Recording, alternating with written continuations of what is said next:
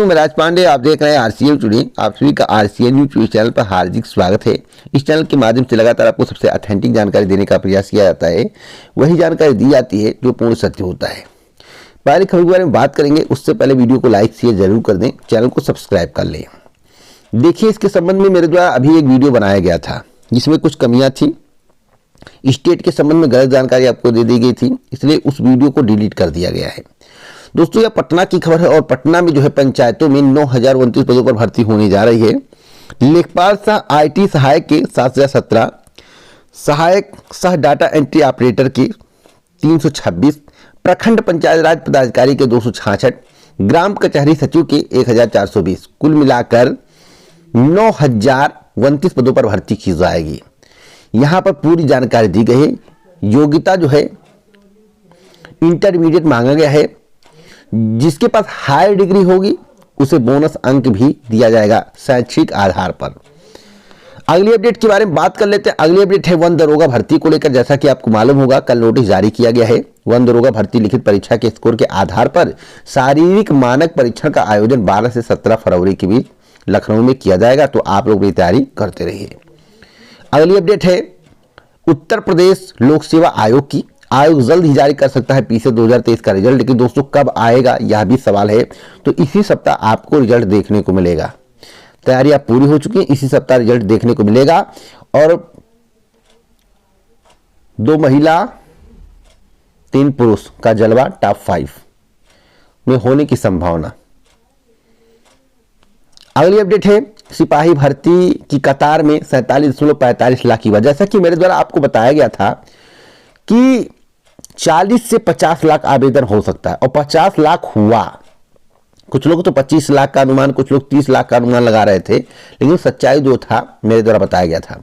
हमने कहा कि 48 लाख के करीब फीस सबमिट होगा। देखिए 47.45 लाख युवा जो है फीस सबमिट करके फाइनल आवेदन सबमिट कर चुके हैं। देखिए यहाँ पर साफ साफ बताया गया है। दोस्तों, मैं आपको बता दूं, इस परीक्षा को एक दिन करा पाना संभव नहीं है, इसलिए इस परीक्षा को जो है 2 दिन में कराने की तैयारी चल रही है। अगर सब कुछ ठीक रहा तो 18 और 19 को परीक्षा हो सकती है।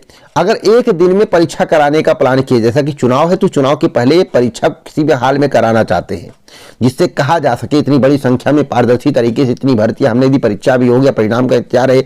जैसे चुनाव समाप्त होगा परिणाम जारी हो जाएगा। तो इस चक्कर में जो है परीक्षा को करवाया जा रहा है, लेकिन पारदर्शी हो पाएगी या नहीं सबसे अहम सवाल है। तो इस परीक्षा को 2 दिन में होना, 4 से 6 पालियों में कम से कम परीक्षा होनी चाहिए। तो 18-19 को परीक्षा कराने की प्लानिंग चल सकती है। अगर 19 तारीख को सेंटर मिला तो 18-19 को परीक्षा होगी, नहीं तो हो सकता है इस परीक्षा को आगे बढ़ा दिया जाए। अगर ये जबरदस्ती 18 तारीख को केवल परीक्षा कराने का प्रयास किए तो फिर बंटाधार हो जाएगा और जो होगा आपके समझ होगा, मुझे कुछ बताने की आवश्यकता नहीं होगी, क्योंकि आपको मालूम है लेखपाल जैसी छोटी परीक्षा में बड़ी बड़ी घटनाएं हो जा रही हैं। तो इसमें क्या होगा ईश्वर जाने। अगली अपडेट के बारे में बात करेंगे। लेखपाल भर्ती आने वाली है पुनः 2024 में। अब पेड 2022 से आएगा 23 से, तो पेड 2023 से इस भर्ती का विज्ञापन जारी किया जाएगा। इसकी प्रबल संभावनाएं हैं और मैं आपको बताना चाहता हूं कि लगभग 4700 पद हैं। विज्ञापन चुनाव के बाद आएगा। चुनाव के बाद इस भर्ती का विज्ञापन जारी किया जाएगा। अब तक की सबसे बड़ी खबर, ब्रेकिंग न्यूज में आपको दे रहा हूं, तो आप लोग तैयारी करते रहिए। कटऑफ की जहां तक बात है तो उससे लगभग 15 से 20% यानी कि 66 गया था, तो आप मान कर चलिए कटऑफ 70 प्लस रहेगा। 70 प्लस रहेगा। इससे कम होने की संभावना अभी नहीं दिख रही है। परिणाम आ जाने दीजिए, अपने आप पता चल जाएगा। अगली अपडेट है अग्निवीर को लेकर। अग्निवीर भर्ती को लेकर बड़ी अपडेट है। आवेदन शुल्क के साथ देना होगा जीएसटी। देखिए भैया, आ गया कारनामा शुरू। जीएसटी देना पड़ेगा युवाओं को। कितना अच्छा है कमेंट बॉक्स में जरूर बताइएगा। क्या जीएसटी देना चाहिए या नहीं, या सरकार को लेना चाहिए या नहीं, आप लोग कमेंट बॉक्स में जरूर बताएं। अगली अपडेट है पीएम मोदी के छलके आंसू, बोले काश बचपन में मुझे भी रहने के लिए ऐसा घर मिला होता। मैं अक्सर देखता हूं इनकी वीडियो कई वायरल है। देश के प्रधानमंत्री जी का कई वीडियो वायरल है। प्रधानमंत्री जी एक माइक में से रो रहे थे। मैं आपको बता दूं, एक माइक था, मुझे याद है कहां का, कुछ उद्घाटन था, मैं वीडियो देखा तो ऐसे करके रो रहे थे।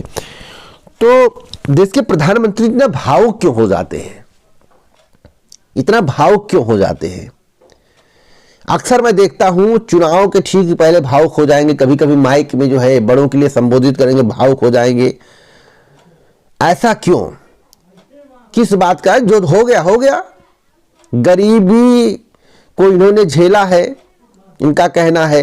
रेलवे स्टेशन पर भी चाय सप्लाई किए हैं, ऐसा प्रधानमंत्री जी का कहना है। तपस्या भी की है, ऐसा प्रधानमंत्री जी का कहना है। मतलब प्रधानमंत्री जी ने बहुत कुछ किया है, बहुत सारे एक्सपीरियंस हैं, कुछ बताने की आवश्यकता नहीं है। देश के प्रधानमंत्री हैं और प्रधानमंत्री जी को दुखी नहीं होना चाहिए, देश आपके साथ है। आप लोग कमेंट बॉक्स में बताइए, क्या प्रधानमंत्री जी को बार बार भावुक होना चाहिए? और प्रधानमंत्री जी स्टेज पर भावुक क्यों हुए, कमेंट बॉक्स में जरूर बताएं। बाकी टेंट में श्री राम के दर्शन की पीड़ा दूर होने जा रही है, ऐसा मोदी जी का कहना है। अब यह राजनीतिक मुद्दा बनना शुरू हो गया है, इसमें दो राय नहीं है। अब इसी को भुनाया जाएगा। बेरोजगारी, महंगाई, ये सब खत्म हो गया है। और एक बात मैं और आपको बताना चाहता हूं, आगे वीडियो में देखते रहिएगा। यह रामचंद्र जी की मूर्ति है, प्रभु रामचंद्र जी की मूर्ति है।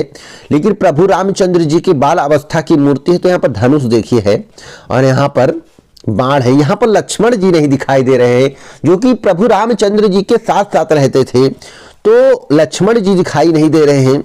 अगर जन्मभूमि थी तो बाल अवस्था की बहुत छोटी फोटो लगाने में मूर्ति बनवानी थी, बाल अवस्था जिसमें भगवान खेलते हुए नजर आते, उस तरह की फोटो। अगर आपने धनुष बाण के साथ मूर्ति बनवाया, अगर आपने धनुष बाण के साथ मूर्ति बनवाया, तो रामचंद्र जी के साथ लक्ष्मण जी को भी होना चाहिए थे। आखिरकार लक्ष्मण जी कहाँ गए?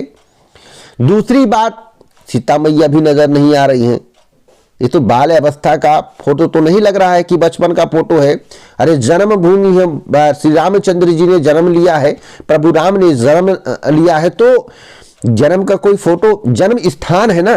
लेकिन मूर्ति तो बड़ी लगी हुई है प्रभु रामचंद्र जी की, धनुष है, बाण है। तो आखिरकार छोटे भ्राता लक्ष्मण और माता सीता को क्यों नहीं इसमें साथ रखा गया? हनुमान जी को भी साथ रखना था। हनुमान जी चलिए कुछ लोग कहते बाद में आए थे, चलिए बाद में आए थे, लेकिन लक्ष्मण जी तो साथ थे। और सबका तो होना चाहिए था, क्योंकि बाल अवस्था का नहीं लग रहा है, बड़ा फोटो बड़ा मूर्ति लग रहा है। जब वो 10-15 साल के हो गए होंगे तब का फोटो है, मूर्ति लग रहा है। लेकिन यह धनुष बाण इतना बड़ा है तो लग रहा कि ये बड़े हो गए थे। अब इससे बड़ा मूर्ति थोड़ा ना बनेगा भैया। तो ये कौन सी मूर्ति है, कैसी मूर्ति है, इसके बारे में तो कह रहे हैं। लेकिन मैं कहूंगा अगर रामचंद्र जी के साथ भ्राता लक्ष्मण और माता सीता का मूर्ति होता तो काफी अच्छा होता। और आपको मालूम होना चाहिए कि मंदिर कितना बना है भाई। नेताओं का जब महल बन जाता है तो नेता महल में जाकर आराम करते, विश्राम करते, अपने महल में सजावट करते, अच्छा सब कुछ कर लेते हैं। 14 वर्ष का वनवास प्रभु रामचंद्र जी ने किया था, फिर उन्हें आधे अधूरे मंदिर में स्थापित कर दिया गया। अब वह मंदिर बनने में कितना समय लगेगा, क्या होगा, ईश्वर जाने। प्रभु जी के लिए पूर्णतः मंदिर पहले कंप्लीट होना चाहिए था, साथ सजावट होनी चाहिए था, उसके बाद प्रभु रामचंद्र जी को मंदिर में जाना चाहिए था, ले जाना चाहिए था, प्राण प्रतिष्ठा करना चाहिए था। लेकिन यह मेरा विषय नहीं, मेरी यह सोच है, यह मेरी कल्पना है। बाकी आपकी कल्पना हमसे भिन्न हो सकती है। तो जो मैं कह रहा हूं क्या उसमें कुछ सत्यता है? आप लोग कमेंट बॉक्स में बताइए। हो सकता है मैं पागल हूं, हो सकता है मेरे पास दिमाग ना हो, मैं मूर्ख हूं, अपने आप को मैं मूर्ख समझता हूं, पागल हूं। जो मैं बोल रहा हूं केवल अपने विचार व्यक्त कर रहा हूं, या इसमें किसी का विचार नहीं है। तो हमारा विचार क्या सही है, आप लोग कमेंट बॉक्स में जरूर बताइएगा। एक और बड़ी अपडेट है, प्रचार प्रसार शुरू हो चुका है। सहारा समूह में जिन लोगों का पैसा डूबा था उसमें हमने 2.5 लाख लोगों को 241 करोड़ रुपए वापस लौटा दिए हैं, ऐसा अमित शाह जी का कहना है। इसका भी प्रचार प्रसार शुरू कर दिए क्योंकि 2024 का चुनाव आ गया है। आपको मालूम हो गया, फॉर्म भरवाया गया था और पेपर में निकला था कि भैया सहारा समूह का सारा पैसा दे देंगे। तो चुनाव के पहले आप सभी लोगों का पैसा दे दीजिए, उसके बाद प्रचार प्रसार करिए और आपको मत भी मिलेगा। फिलहाल ऐसा क्यों नहीं किया जा रहा है, आप कमेंट बॉक्स में बताएं। तो इस वीडियो को शेयर कर दें दोस्तों, लाइक कर दें। लगातार इसी प्रकार की ऑथेंटिक जानकारी मैं आपको देता रहता हूं। पूरा वीडियो सुनने के लिए दिल से धन्यवाद। चैनल को सब्सक्राइब करके जरूर जाइए।